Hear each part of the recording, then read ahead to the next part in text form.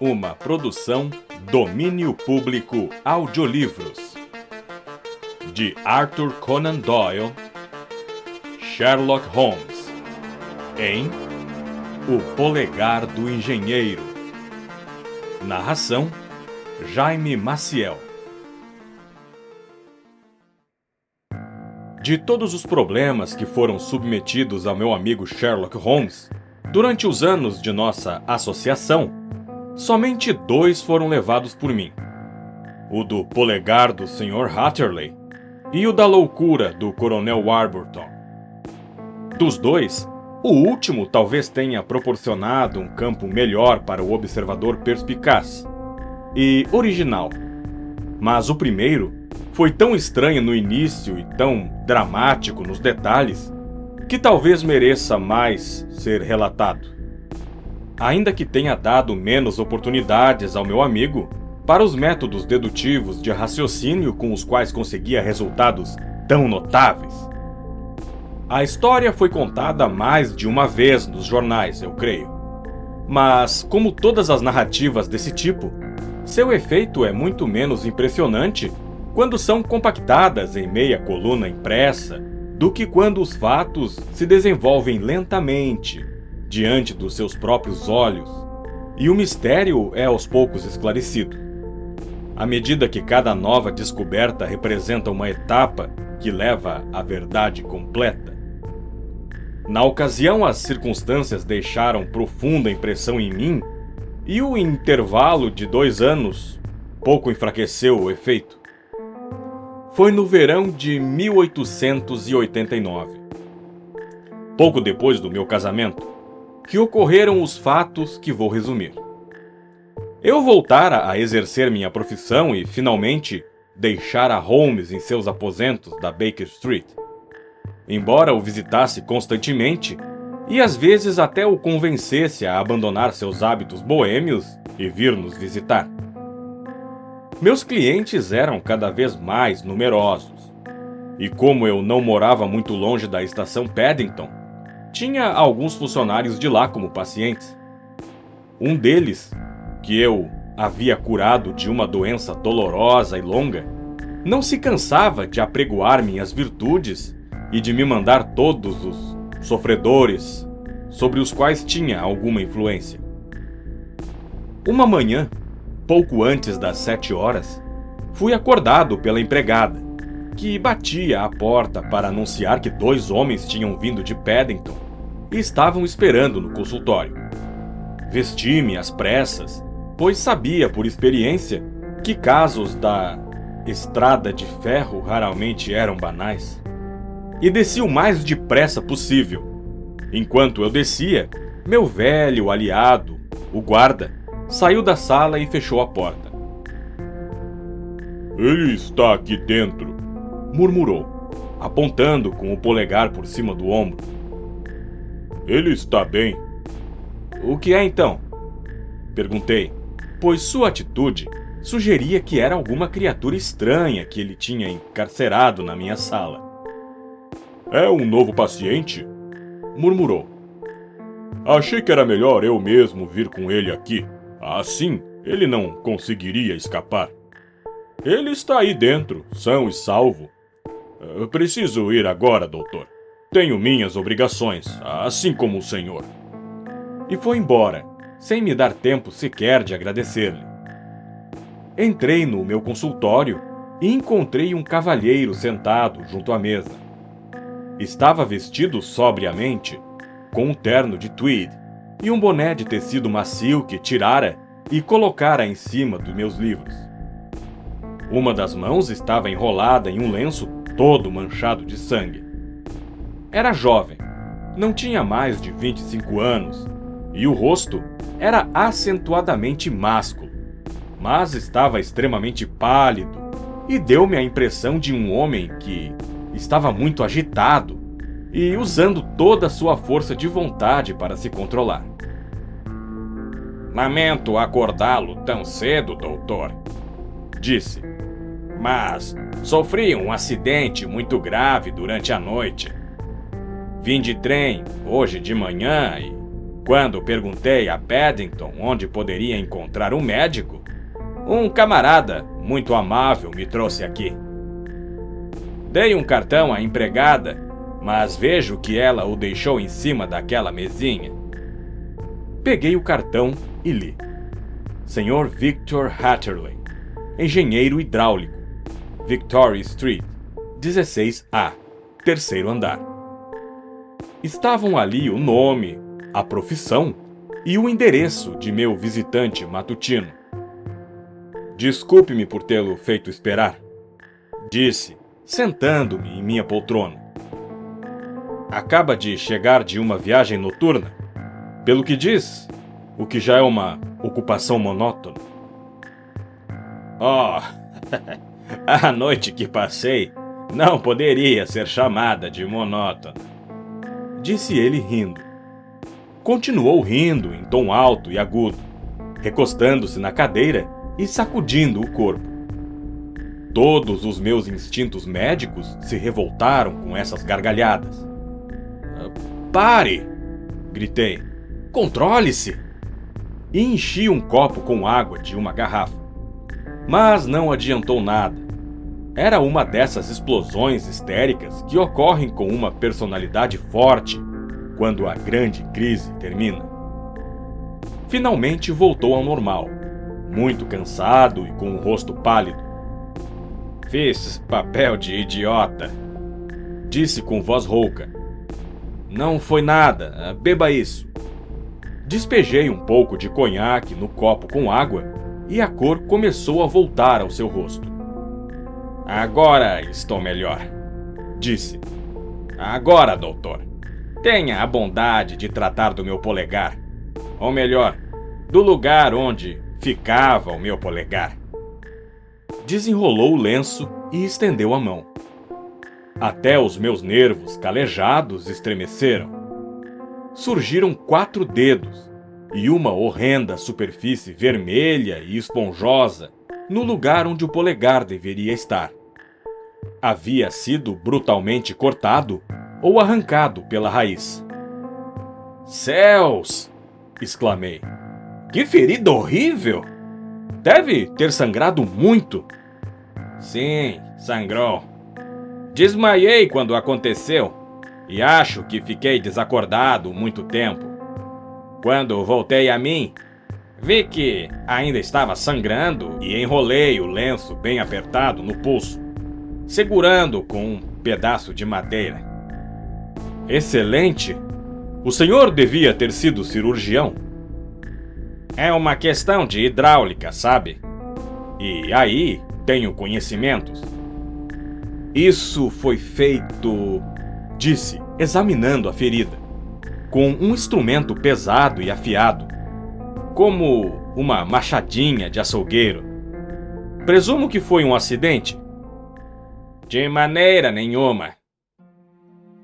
O quê? Um ataque assassino? Realmente. O senhor está me deixando horrorizado? Limpei a ferida, lavei-a e fiz um curativo. Ele aguentou tudo sem estremecer, embora mordesse o lábio de vez em quando. Então, que tal?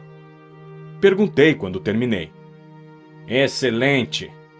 Com seu conhaque e seu curativo, já me sinto outro homem. Estava muito fraco, pois passei por muitas coisas. Talvez seja melhor não falar no assunto. Evidentemente isso o deixa muito nervoso. Oh, agora não. Terei de contar minha história para a polícia. Mas aqui entre nós, se não fosse pela prova evidente dessa minha ferida, eu ficaria muito surpreso se acreditassem em mim. Porque a minha história é realmente extraordinária e não tenho provas para confirmá-la. E mesmo que acreditem em mim, as pistas que lhes posso dar são tão vagas que é muito duvidoso que se possa fazer justiça. Ah! Exclamei. Se é algum problema que o senhor gostaria que fosse resolvido, recomendaria que consultasse meu amigo Sherlock Holmes antes de ir à polícia. Oh, Eu ouvi falar desse homem, respondeu meu visitante, e ficaria muito contente se ele se encarregasse do assunto, embora tenha de usar a polícia também. Pode me dar uma apresentação para ele? Farei melhor que isso. Eu mesmo vou levá-lo até lá. Ficaria imensamente grato ao senhor. Vamos chamar um cabriolé e iremos juntos. Chegaremos bem a tempo de tomar o café da manhã com ele. Sente-se bem para isso? Sim. Não me sentirei aliviado enquanto não contar a minha história. Então, minha criada chamará um carro e estarei de volta num instante. Subi as escadas correndo, expliquei o caso em poucas palavras à minha esposa e em 5 minutos estava dentro de um carro, levando o meu novo paciente para a Baker Street. Sherlock Holmes estava, como eu esperava, descansando em sua sala de estar, vestido com um roupão e lendo os anúncios pessoais do Times, enquanto fumava seu cachimbo diante do café, com as sobras de fumo do dia anterior, secas e amontoadas em um canto do consolo da lareira. Recebeu-nos com sua tranquila amabilidade, mandou vir mais ovos com bacon e nos acompanhou em uma lauta refeição. Quando terminamos, instalou nosso novo conhecido no sofá, pôs uma almofada atrás de sua cabeça e deixou um copo de conhaque com água ao seu alcance. É fácil perceber que sua experiência não foi muito comum, Sr. Hatterley, disse. Por favor, fique deitado e sinta-se completamente à vontade. Conte-nos o que puder, mas pare quando se sentir cansado. E fortifique-se com um pouco desse estimulante. Obrigado, disse meu paciente, mas me sinto outro homem desde que o doutor fez o curativo. E acho que seu café da manhã completou a cura. Vou tomar o mínimo possível de seu valioso tempo. Por isso, começarei imediatamente a relatar minhas experiências extraordinárias. Holmes estava sentado em sua ampla poltrona, com a expressão de cansaço e pálpebras pesadas que encobriam sua natureza ansiosa e perspicaz. E eu estava em frente, enquanto ouvíamos em silêncio a estranha história que nosso visitante nos contou. É preciso dizer que sou órfão e solteiro. Moro sozinho em quartos alugados em Londres. Minha profissão é de engenheiro hidráulico e tive considerável experiência de trabalho durante os 7 anos que passei como estagiário da famosa firma Venner e Matheson, em Greenwich. Há 2 anos, tendo completado meu estágio e também tendo herdado uma boa quantia com a morte de meu pobre pai, decidi estabelecer-me por conta própria e aluguei salas na Victoria Street. Suponho que todo mundo passa pela mesma experiência desanimadora quando está começando a vida e abre um escritório. Em 2 anos, só o que me apareceu foram 3 consultas e um pequeno serviço, nada mais. Minha renda bruta não passa de 27 libras e 10 shillings. Todos os dias, das 9 até as 16 horas, eu ficava em minha salinha, até que comecei a desanimar e acreditar que nunca teria uma clientela. Mas ontem, quando estava pensando em fechar o escritório, meu empregado entrou para dizer que um cavalheiro queria falar comigo sobre um trabalho. Trouxe um cartão com o nome de Coronel Lysander Stark, impresso. Logo em seguida veio o próprio coronel. Um homem muito alto e extremamente magro. Acho que nunca vi um homem tão magro assim. O rosto se resumia a nariz e queixo, e a pele das faces estava esticada sobre os ossos salientes. No entanto, essa magreza parecia natural, e não consequência de alguma doença. Porque seus olhos eram brilhantes, seus movimentos cheios de energia e sua postura confiante. Estava vestido sobriamente e achei que devia ter uns 40 anos. Sr. Hatterley, Indagou com um leve sotaque alemão. o senhor me foi recomendado como uma pessoa eficiente em sua profissão e também extremamente discreto e capaz de guardar um segredo. Cumprimentei-o, sentindo-me lisonjeado com essas palavras, como qualquer rapaz da minha idade. Posso saber quem me recomendou? Perguntei. Talvez seja melhor não dizer por enquanto. A mesma pessoa me informou que o senhor é órfão e solteiro e mora sozinho em Londres. Perfeitamente correto, respondi. Mas permita-me observar que nada disso tem a ver com minha capacidade profissional. Não é sobre um assunto profissional que o senhor quer falar comigo? Sem dúvida alguma. Mas o senhor verá que tudo o que digo tem uma razão de ser. Tenho um trabalho para o senhor, mas é essencial que haja segredo absoluto. Entende? Segredo absoluto. E naturalmente é mais fácil obter isso de um homem que mora sozinho do que de um que mora com uma família. Se prometer guardar segredo, afirmei, pode ter certeza absoluta de que cumprirei o prometido. Ele me olhou fixamente enquanto eu falava e tive a impressão de que nunca vira um olhar tão desconfiado e inquisitivo. Então, promete? Perguntou por fim. Sim, prometo. Silêncio completo e absoluto. Antes, durante e depois. Nenhuma referência ao assunto, nem oral nem por escrito? Já lhe dei minha palavra. Muito bem. Levantou-se de repente e, atravessando a sala como um relâmpago, abriu a porta. O corredor estava deserto. Tudo bem, disse, voltando. Sei que os empregados às vezes ficam curiosos sobre os negócios de seus patrões. Agora podemos conversar em segurança. Puxou a cadeira para junto da minha e me olhou outra vez com aquela expressão inquisitiva e pensativa. Uma sensação de repulsa e de alguma coisa semelhante ao medo começou a se apoderar de mim, vendo as excentricidades desse homem esquelético.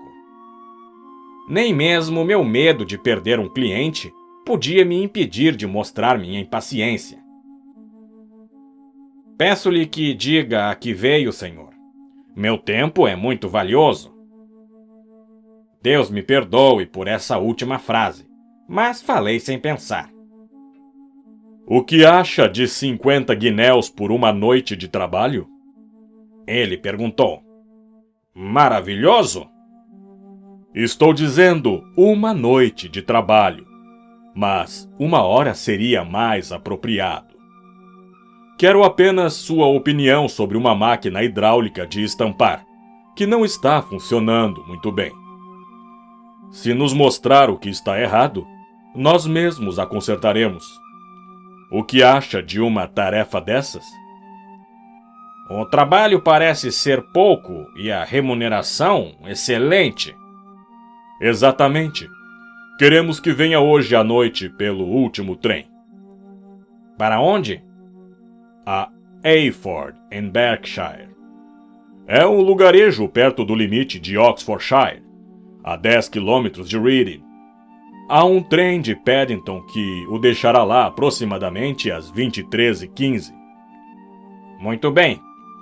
Irei buscá-lo com uma carruagem. Fica longe da estação? Sim. Nossa pequena propriedade fica no campo. São uns 10 quilômetros da estação Eyford. Então não chegaremos antes da meia-noite. Imagino que não há um trem para voltar. Serei obrigado a passar a noite lá. Podemos arranjar acomodações para o senhor. É um pouco incômodo. Não seria possível ir numa hora mais conveniente? Achamos melhor o senhor ir à noite.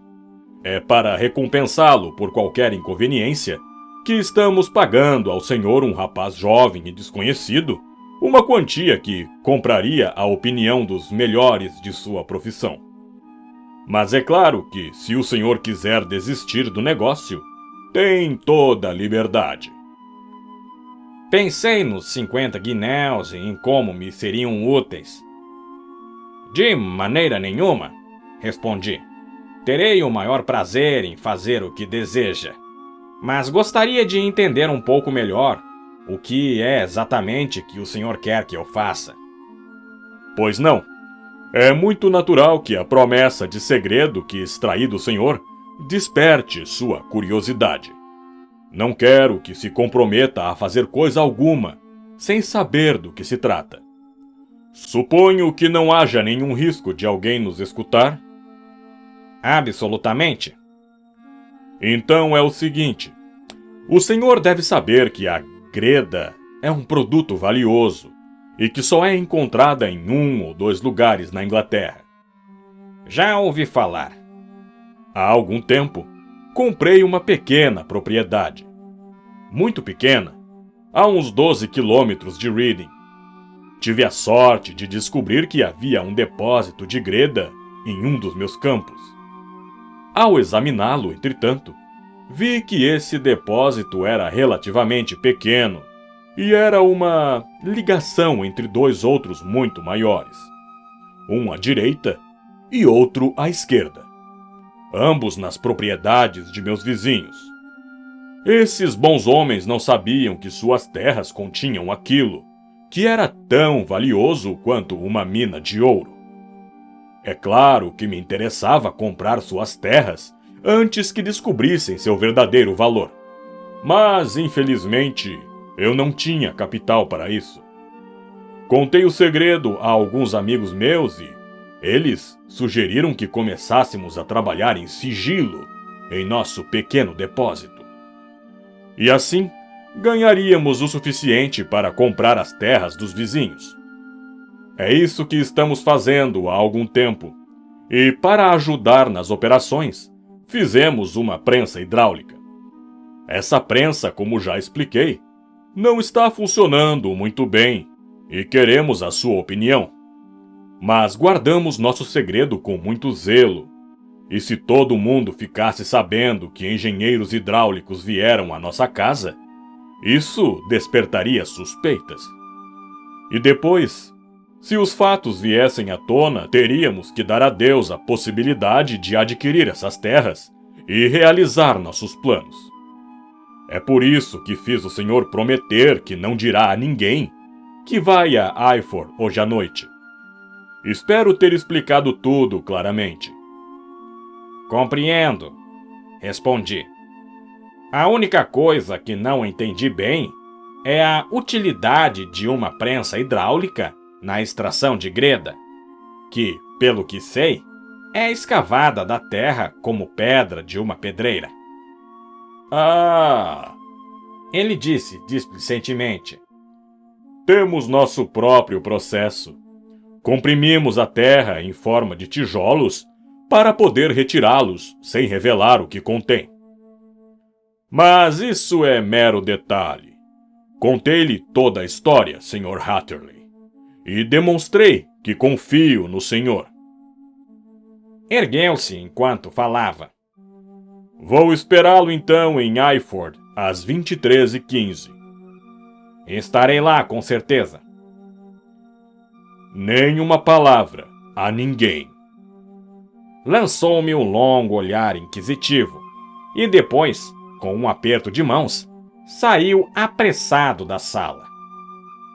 Bem, como devem imaginar, quando pensei em tudo isso com calma, fiquei muito espantado com essa incumbência inesperada que havia recebido. Por um lado, é claro, eu estava contente, pois o pagamento era 10 vezes mais do que teria pedido se eu tivesse feito o preço. E era possível que esse serviço levasse a outros. Por outro lado, a expressão e os modos de meu cliente me causaram uma impressão muito desagradável, e não achei que a explicação sobre a greda fosse motivo suficiente para essa visita à meia-noite e para justificar seu receio de que eu contasse a alguém. Mas, apesar disso, deixei de lado meus temores. Fiz uma bela refeição, fui para Paddington e comecei minha viagem, obedecendo fielmente a recomendação de não dizer nada a ninguém. Em Reading, tive que trocar, não só de vagão, mas também de estação. Mas consegui pegar o último trem para Eyford e cheguei à estação pequena e escura depois de 23 horas. Fui o único passageiro a saltar lá, e não havia ninguém na plataforma, a não ser um porteiro sonolento com uma lanterna. Entretanto, quando passei pelo portão, encontrei meu conhecido da manhã esperando no escuro do outro lado. Sem dizer uma palavra, segurou meu braço e levou-me rapidamente para o carro, cuja porta já estava aberta. Fechou as janelas dos dois lados, deu umas pancadinhas na divisória de madeira e o carro partiu a toda velocidade. Um cavalo só? Perguntou Holmes. Só um. Notou de que cor era? Sim, vi a luz das lanternas laterais quando entrava no carro. Era um cavalo baio. Com aparência cansada? Não, descansado e vigoroso. Obrigado. Desculpe a interrupção. Por favor, continue sua história. É muito interessante. Partimos e andamos por pelo menos 1 hora. O coronel Lysander Stark havia dito que eram apenas uns 10 quilômetros, mas achei, pela velocidade em que andávamos e o tempo que levamos, que deviam ser pelo menos uns 15. Ficou sentado ao meu lado em silêncio o tempo todo e percebi mais uma vez, quando olhei de relance, que ele me olhava fixamente. As estradas pareciam não ser muito boas naquela região, pois sacudimos e balançamos durante todo o trajeto. Tentei olhar pelas janelas para ver onde estávamos, mas o vidro era fosco e não pude ver nada. Só uma mancha de luz ocasional. De vez em quando eu fazia algum comentário para quebrar a monotonia da viagem, mas o coronel respondia com monossílabos e a conversa morria. Enfim, os solavancos da estrada foram substituídos pela regularidade de um caminho de cascalho, e o carro parou. O coronel Lysander Stark saltou e, quando o segui, puxou-me depressa para uma varanda que se abria à nossa frente. Saímos, por assim dizer, diretamente do carro para o hall de entrada, de modo que não pude nem ver a frente da casa. No minuto em que transpus a soleira da porta, esta se fechou atrás de nós, e ouvi o ruído das rodas do carro que se afastava. Estava totalmente escuro dentro da casa, e o coronel tateou em volta procurando fósforos e resmungando baixinho. De repente, uma porta se abriu na outra extremidade do corredor, e uma longa faixa dourada de luz se projetou na minha direção. Uma mulher surgiu com uma lâmpada que segurava acima da cabeça, esticando o pescoço para frente e olhando para nós. Pude ver que era bonita, e pelo brilho da luz no vestido escuro que usava, vi que era de um tecido de boa qualidade. Disse algumas palavras em uma língua estrangeira, e o tom era de uma pergunta. E quando meu companheiro respondeu com um monossílabo rude, ela estremeceu tanto que a lâmpada quase caiu de sua mão. O coronel Stark aproximou-se dela, murmurou qualquer coisa em seu ouvido e depois, empurrando-a de volta para o quarto de onde viera, Aproximou-se outra vez de mim com a lâmpada na mão. Peço que tenha a bondade de esperar nesse quarto por alguns minutos, disse, abrindo outra porta. Era um quarto pequeno, mobiliado com simplicidade, com uma mesa redonda no centro, na qual estavam espalhados vários livros em alemão. O coronel Stark pôs a lâmpada sobre um harmônio perto da porta. Não o farei esperar muito, disse, e desapareceu na escuridão. Dei uma olhada nos livros na mesa e, apesar de não saber alemão, vi que 2 eram tratados sobre ciências e os outros livros de poesia. Fui até a janela esperando ver alguma coisa da paisagem, mas ela estava coberta por pesadas tábuas de carvalho. Era uma casa extraordinariamente silenciosa. Ouvi o tic-tac de um velho relógio em algum lugar do corredor. Mas fora isso, tudo era silêncio. Uma vaga sensação de mal-estar começou a se apoderar de mim. Quem eram esses alemães e o que faziam, morando nesse lugar estranho, tão isolado? E que lugar era esse?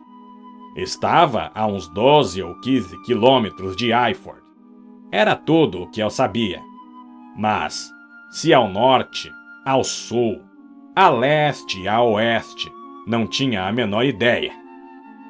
Reading e possivelmente outras cidades grandes talvez estivessem nesse raio, de modo que o lugar poderia não ser tão isolado assim. No entanto, eu tinha certeza, pela quietude absoluta, de que estávamos no campo.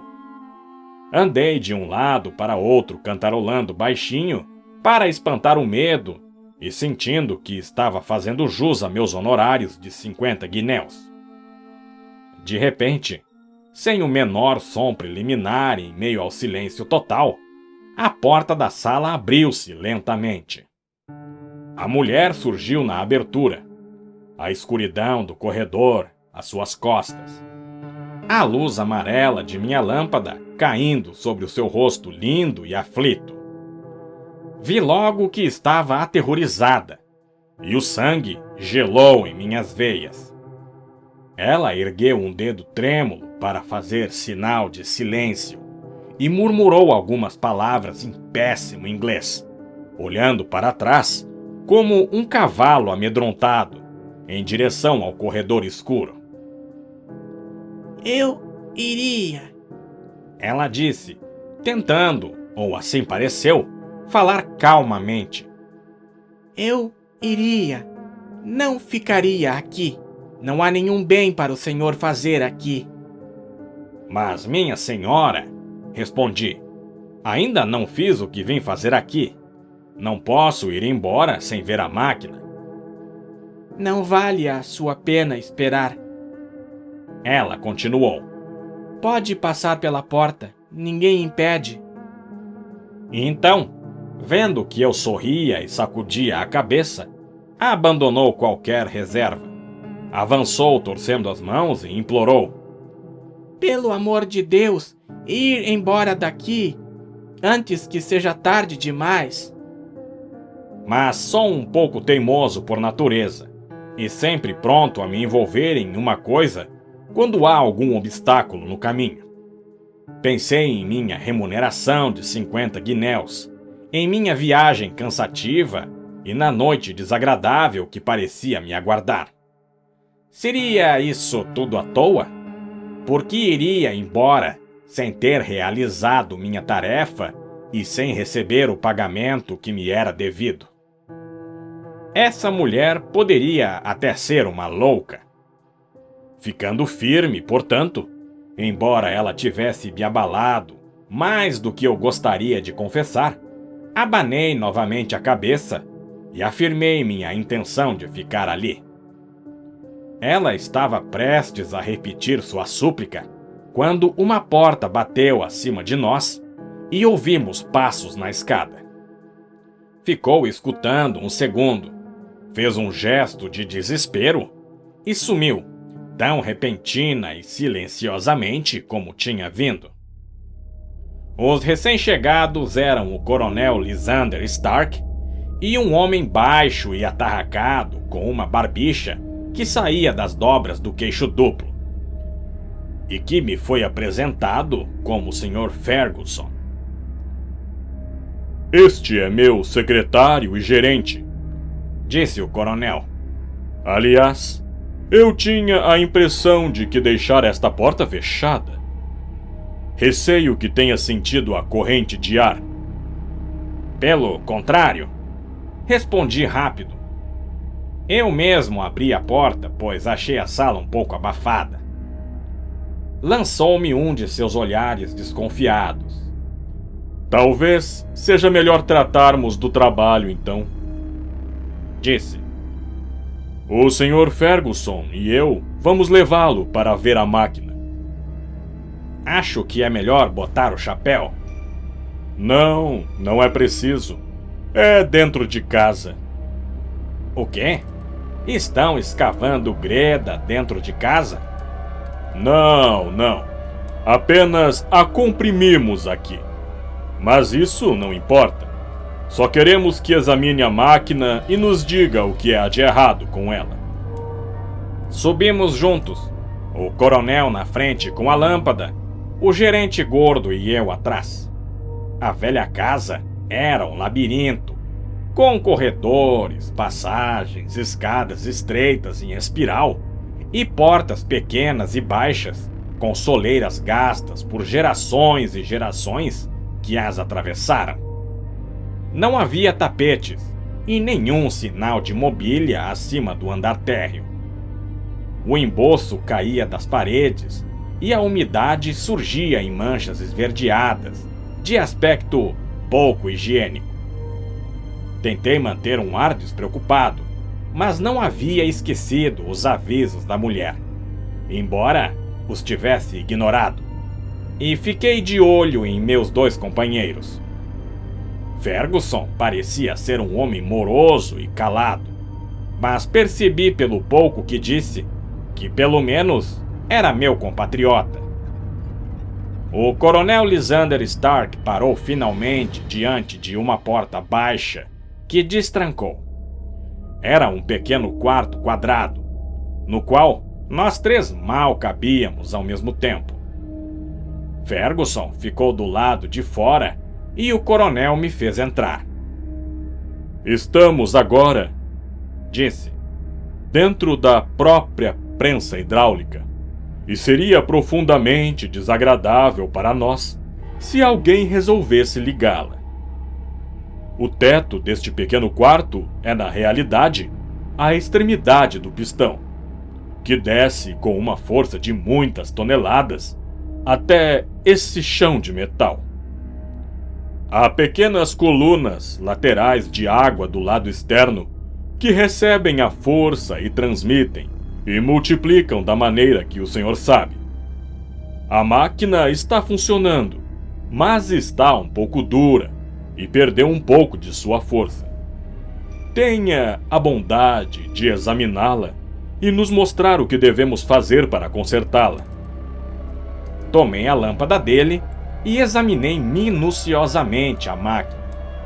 Era realmente gigantesca e capaz de exercer enorme pressão. Quando fui para o lado de fora e apertei as alavancas que a controlavam, vi logo pelo som sibilante que havia um vazamento que permitia a regurgitação de água através de um dos cilindros laterais. Um outro exame revelou que uma vedação de borracha na cabeça de uma haste encolhera e não vedava mais de modo adequado o encaixe em que operava. Era isso que estava causando a perda de força, e mostrei a meus companheiros, que ouviram meus comentários com atenção e fizeram algumas perguntas práticas sobre a maneira de corrigir o defeito.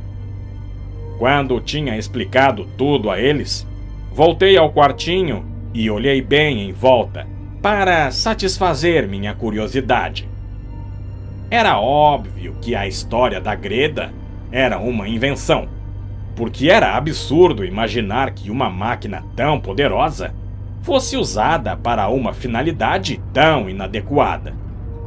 As paredes eram de madeira, mas o chão de ferro era cavado, como uma calha, e quando fui examiná-lo, vi uma crosta de depósito mineral em toda a sua extensão.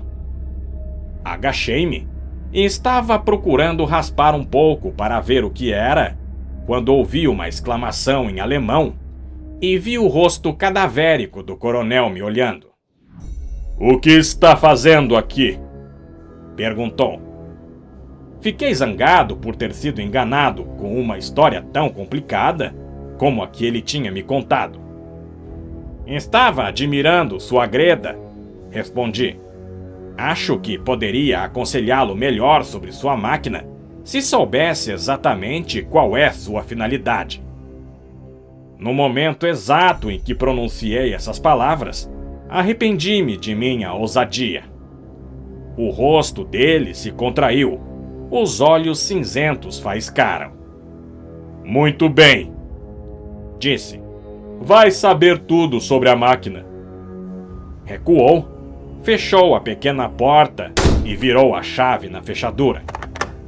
Corri para a porta e puxei a maçaneta, mas estava trancada e não cedeu a meus pontapés e pancadas. "Ei!" gritei. "Ei, coronel!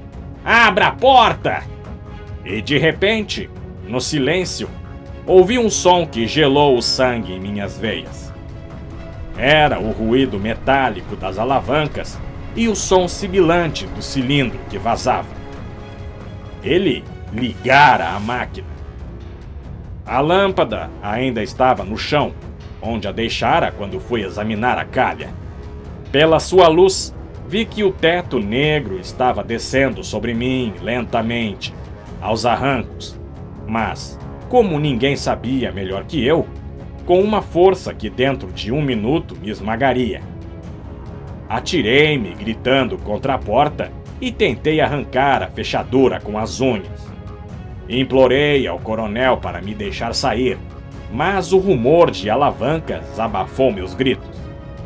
O teto estava apenas 3 ou 4 palmos acima da minha cabeça, e com a mão erguida podia sentir a superfície dura e áspera. Então, me ocorreu que a dor da morte dependeria muito da posição em que me encontrasse. Se deitasse de rosto para baixo, o peso cairia sobre minha espinha e estremeci ao pensar nos ossos se quebrando. Talvez fosse mais fácil deitar de costas, mas será que teria a coragem de ficar olhando aquela sombra negra, fatal, descendo sobre mim? Já não podia ficar mais em pé quando vislumbrei algo que trouxe esperança para o meu pobre coração. Já disse que, embora o chão e o teto fossem de ferro, as paredes eram de madeira. Quando dei uma última olhada em volta, vi uma linha fina de luz amarela entre 2 tábuas, que se alargava cada vez mais à medida que um pequeno painel era aberto. Por um instante não pude acreditar que fosse realmente uma porta que me salvava da morte, mas logo joguei-me pela abertura e caí, meio desmaiado, do outro lado. O painel fechou-se atrás de mim, mas o ruído da lâmpada se espatifando e logo depois o som metálico das 2 chapas de metal mostraram que eu tinha escapado por pouco. Voltei a mim com alguém puxando a minha mão e percebi que estava deitado no chão de pedra de um corredor estreito, com uma mulher inclinada sobre mim, puxando-me com a mão esquerda e segurando uma vela com a direita. Era a mesma boa amiga, cujos avisos eu tão tolamente havia ignorado. Venha, venha! Ela implorava ofegante. Eles aqui estarão já, já! Verão que não está lá. Oh, não perca tempo, não perca o seu precioso tempo! Venha!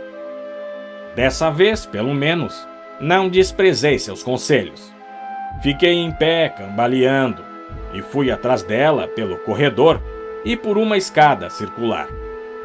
Esta nos levou a outra passagem mais larga, e justamente quando a alcançamos, ouvimos o som de passos apressados e duas vozes gritando, uma respondendo à outra, no andar em que estávamos e no andar de baixo. Minha protetora parou e olhou em volta, como quem não vê saída. Então, abriu uma porta que dava num quarto, onde pela janela aberta entrava o luar, banhando o chão. É sua única chance, disse. É alto, mas talvez possa pular. Enquanto ela falava, surgiu uma luz no fim da passagem e vi o vulto magro do coronel Lysander Stark, avançando rapidamente, com uma lanterna em uma das mãos e uma arma parecida com uma machadinha de açougueiro na outra. Atravessei o quarto correndo e fui pela janela. O jardim, à luz da lua, parecia tão calmo e seguro e estava a menos de 10 metros. Subi no peitoril, mas hesitei em pular, até ouvir o que ia acontecer entre minha salvadora e o bandido que me perseguia. Se ela fosse maltratada, apesar de todo o perigo, eu voltaria para socorrê-la. Mal pensara isso, quando ele chegou à porta, empurrando-a de lado. Mas ela o abraçou e tentou detê-lo. Fritz! Fritz! Exclamou em inglês. Lembre-se de sua promessa depois da última vez. Você disse que não ia ser assim nunca mais. Ele guardará segredo. Oh, ele guardará segredo. Você está louca, Elise! Ele berrou, lutando para se livrar. Você vai estragar tudo! Ele viu demais! Solte-me, vamos! Empurrou-a para o lado e, correndo até a janela, golpeou-me com a machadinha. Eu deixara o corpo cair e estava me segurando no peitoril com as mãos, quando ele me atacou. Senti uma dor vaga, afrouxei os dedos e caí no jardim. Fiquei aturdido, mas não me machuquei com a queda. Levantei-me e saí correndo por entre os arbustos o mais depressa possível, pois sabia que ainda não estava fora de perigo. De repente, enquanto corria, comecei a me sentir tonto e fraco. Olhei minha mão que latejava e então, pela primeira vez, vi que meu polegar havia sido decepado e o sangue escorria da ferida. Consegui enrolar meu lenço na mão, mas os ouvidos começaram a zumbir e caí desmaiado entre as roseiras. Não sei quanto tempo fiquei desacordado. Deve ter sido por muitas horas, pois a lua já sumira do céu e começava a amanhecer quando abri os olhos. Minhas roupas estavam ensopadas de orvalho e a manga do casaco estava coberta de sangue do polegar ferido. A dor na mão me fez recordar todos os detalhes da aventura noturna e levantei-me, sentindo que talvez ainda não estivesse a salvo de meus perseguidores. Mas, para minha surpresa, quando olhei em volta, não vi nem a casa nem o jardim. O lugar onde caíra desmaiado era um ângulo entre uma sebe próxima à estrada, e logo adiante havia um prédio comprido e baixo, e ao me aproximar, vi que era a mesma estação onde chegara na noite anterior. Se não fosse pela ferida na mão, tudo o que se passara durante aquelas horas horríveis poderia ter sido um pesadelo. Meio tonto, entrei na estação e perguntei pelo trem da manhã. Havia um para Reading 1 hora depois. O mesmo porteiro estava de serviço. Perguntei-lhe se ouvira falar de um coronel Lysander Stark. Não sabia quem era.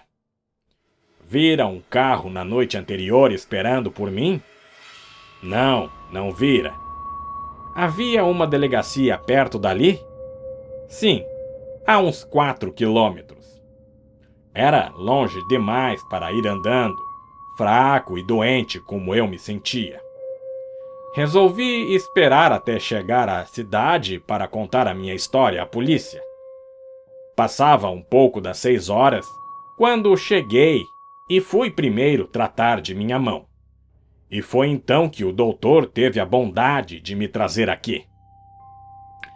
Estou pondo meu caso em suas mãos e farei exatamente o que o senhor mandar. Ficamos em silêncio após ouvir essa extraordinária narrativa. Depois, Sherlock Holmes tirou da prateleira um dos volumes onde guardava seus recortes. Aqui está um anúncio que vai interessá-lo, disse. Saiu em todos os jornais cerca de 1 ano atrás. Ouçam. Desaparecido, no dia 9 do corrente, o Sr. Jeremiah Hyling, de 26 anos, engenheiro hidráulico.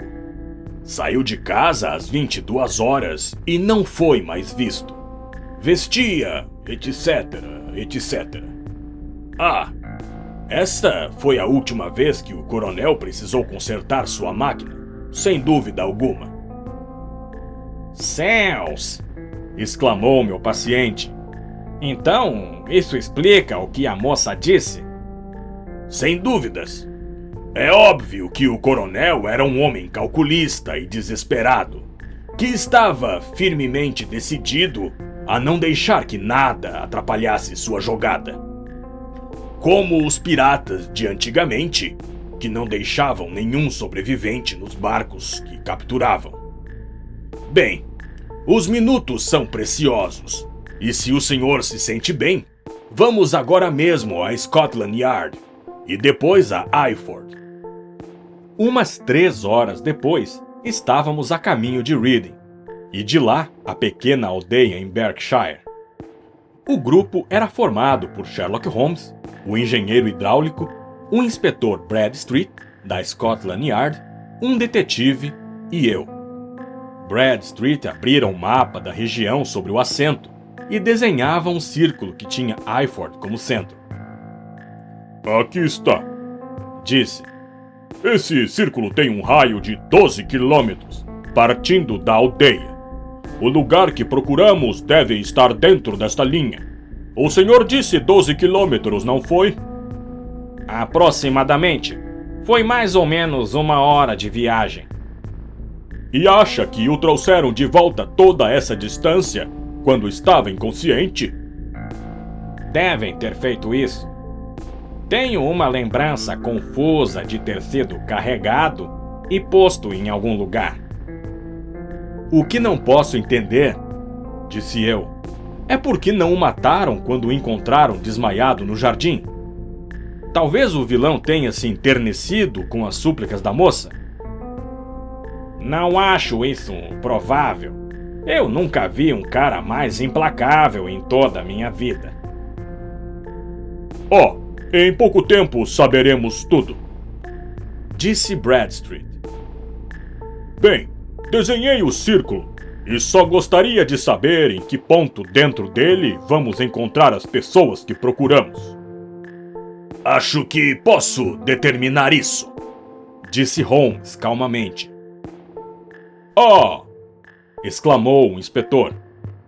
Então já formou sua opinião. Bem, vamos lá. Vejamos quem concorda com o senhor. Eu digo que é no sul, pois lá é mais deserto. E eu digo leste. Arriscou meu paciente. Eu acho que é oeste, disse o detetive. Lá há várias aldeias pequenas. Minha opinião é o norte, eu disse, porque lá não há colinas e nosso amigo não disse que o carro subiu nenhuma inclinação. Ora, disse o inspetor rindo, não poderíamos discordar mais. Cobrimos todos os pontos do compasso, Sr. Holmes. Qual é o seu voto decisivo? Estão todos errados. Oh, mas não podemos estar todos errados. Assim, podem. Esse é o ponto que escolho. E pôs o dedo bem no centro do círculo. É aqui que os encontraremos. Mas e a viagem de 12 quilômetros? Exclamou Hatterley. 6 de ida e 6 de volta. Nada mais simples.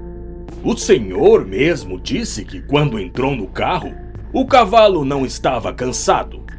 Isso seria impossível se tivesse andado 12 quilômetros em estradas péssimas. Realmente, seria um ótimo estratagema, observou Bradstreet pensativo. É claro que não pode haver dúvidas quanto à natureza desse bando. Nenhuma, disse Holmes. São cunhadores de moedas falsas em grande escala e usavam a máquina para fazer o amálgama que substitui a prata. Há muito tempo sabíamos que havia um bando muito esperto trabalhando nisso, disse o inspetor. Estavam cunhando milhares de moedas de meia coroa. Conseguimos seguir sua pista até Reading, mas lá o perdemos porque conseguiram nos despistar de uma maneira que mostrou que eram velhos profissionais. Mas agora, graças a esta oportunidade inesperada, acho que finalmente vamos pegá-los. Mas o inspetor estava enganado, porque esses criminosos não estavam destinados a cair nas mãos da justiça. Quando chegamos à estação de Eyford, vimos uma coluna gigantesca de fumaça que saía de um pequeno bosque na vizinhança, pairando como uma imensa pluma de avestruz sobre a paisagem. Alguma casa pegando fogo? Perguntou Bradstreet, quando o trem partiu outra vez, seguindo viagem. Não, senhor, respondeu o chefe da estação. Quando começou? Eu ouvi dizer que foi durante a noite, mas piorou muito e ainda tá queimando. De quem é a casa? Do Dr. Betcher. Diga-me, interrompeu o engenheiro. O Dr. Betcher é um alemão muito magro, com um nariz fino e comprido? O chefe da estação deu uma boa gargalhada. Não, senhor, o Dr. Betcher é inglês e não há ninguém na paróquia que tenha uma barriga maior. Mas ele tem um hóspede, parece que é um paciente dele, que é estrangeiro e bem que precisa de um pouco da boa carne de Berkshire para cobrir os seus ossos. Mal ele acabara de falar, corremos na direção do incêndio. A estrada subiu uma pequena colina e à nossa frente surgiu um grande prédio baixo, lançando fogo por todas as janelas e frestas, enquanto no jardim 3 carros de bombeiros lutavam em vão para conter as chamas. É esse mesmo! Gritou Hatterley, extremamente excitado. Ali está a estrada de Saibro, e lá as roseiras onde caí. A segunda janela foi de onde pulei. Bem, pelo menos, disse Holmes, o senhor teve sua vingança. Não há dúvida de que foi sua lâmpada de querosene que, quando comprimida pela prensa, incendiou as paredes de madeira. E certamente eles estavam ocupados demais em persegui-lo para perceber na hora. Agora, fique atento para ver se seus amigos de ontem à noite estão no meio da multidão, embora receie que a essa hora já estejam a muitos quilômetros de distância. E os receios de Holmes se tornaram realidade, pois desde esse dia não se ouviu mais falar da linda moça, do sinistro alemão ou do moroso inglês. Naquela manhã, muito cedo, um camponês vira uma carroça com várias pessoas e umas caixas grandes indo depressa na direção de Reading. Mas ali desapareceu a pista dos fugitivos e nem mesmo a engenhosidade de Holmes conseguiu descobrir o menor indício de seu paradeiro. Os bombeiros ficaram muito perturbados com as coisas estranhas que encontraram dentro da casa, principalmente quando descobriram um polegar humano recém-decepado no peitoril de uma janela. Ao entardecer, por fim, seus esforços foram recompensados e conseguiram dominar as chamas, mas o telhado já havia desmoronado e o prédio todo estava reduzido a ruínas, só se salvando uns cilindros retorcidos e canos de ferro, não restando nada mais da maquinaria que custara tanto ao nosso infeliz engenheiro hidráulico. Descobriram grande quantidade de níquel e estanho em um barracão, mas nenhuma moeda, o que pode explicar a presença das caixas volumosas na carroça. Como o nosso engenheiro hidráulico foi levado do jardim até o lugar onde recobrou os sentidos, poderia ter permanecido um mistério para sempre, se não fosse a terra macia que nos contou sua história. Evidentemente, ele fora carregado por 2 pessoas, uma das quais tinha pés excepcionalmente pequenos e a outra excepcionalmente grandes. O mais provável é que o inglês silencioso, sendo menos ousado e também menos sanguinário que seu companheiro, tivesse ajudado a mulher a levar o homem inconsciente para fora da área de perigo. Bem, disse nosso engenheiro, muito triste, ao tomarmos nossos lugares para voltar a Londres. Que mau negócio eu fiz. Perdi meu polegar. E perdi honorários de 50 guinéus. E afinal de contas, o que ganhei? Experiência! Disse Holmes, rindo. Indiretamente, pode valer muito. É só contar sua história e ganhará a fama de excelente companhia pelo resto de seus dias. Fim.